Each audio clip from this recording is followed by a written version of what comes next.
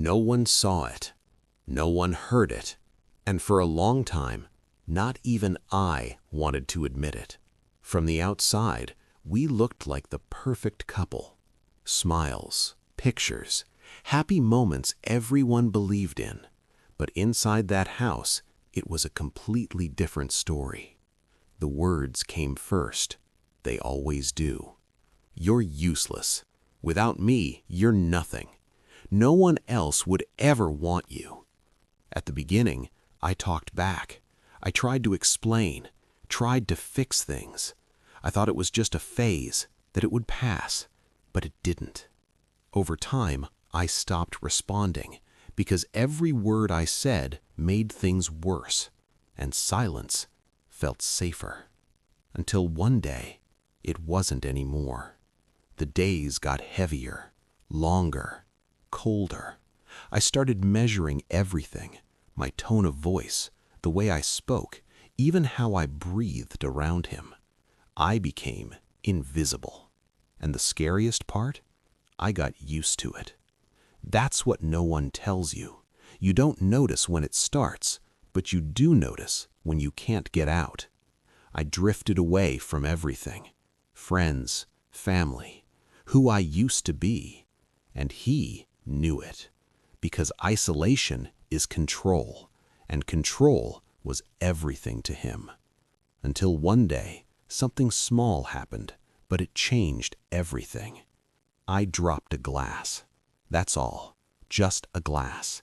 And still, the atmosphere shifted, the silence got heavy, and in that moment, I felt something different. It wasn't fear, it was exhaustion, a deep, overwhelming exhaustion of trying, of enduring, of surviving. That night, I didn't cry. I walked to the bathroom and looked at myself in the mirror, really looked, and for the first time in a long time, I couldn't look away. The woman staring back at me wasn't me anymore. And right there, in that exact moment, everything changed. It wasn't an explosion, it was a silent decision. I wasn't going to live like that anymore. But I also knew something. Leaving wouldn't be easy. It never is. So I did something different. I stopped reacting and started observing. I watched his routines, his patterns, his timing. When he left, when he came back, when he wasn't paying attention. And slowly, I started preparing without him noticing. I gathered documents, packed small things, saved important information.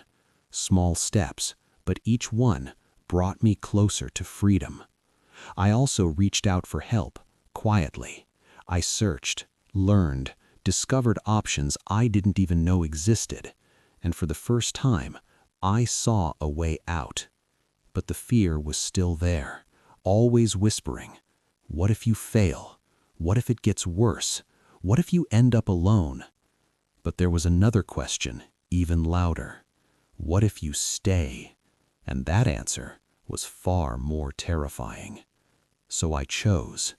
On the right day, at the right moment, I left.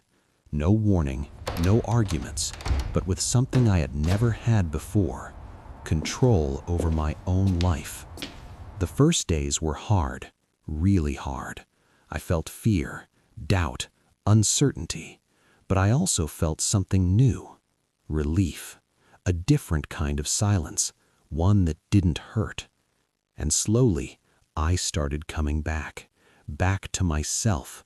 I found my voice again, my opinions, my choices, simple things that once felt impossible. And then came the final part, the truth. With everything I had gathered, records, proof, evidence, he couldn't deny it anymore. And for the first time, he wasn't in control. The consequences came, not as revenge, but as justice. And me? I finally understood something no one had ever taught me. You don't have to hit rock bottom to decide to leave. You just need one moment of clarity and the courage to act on it. Because that day, I didn't lose anything. I got everything back: my peace, my dignity, my life, and most importantly, I got myself back. He tried to break me every single day, but forgot one thing.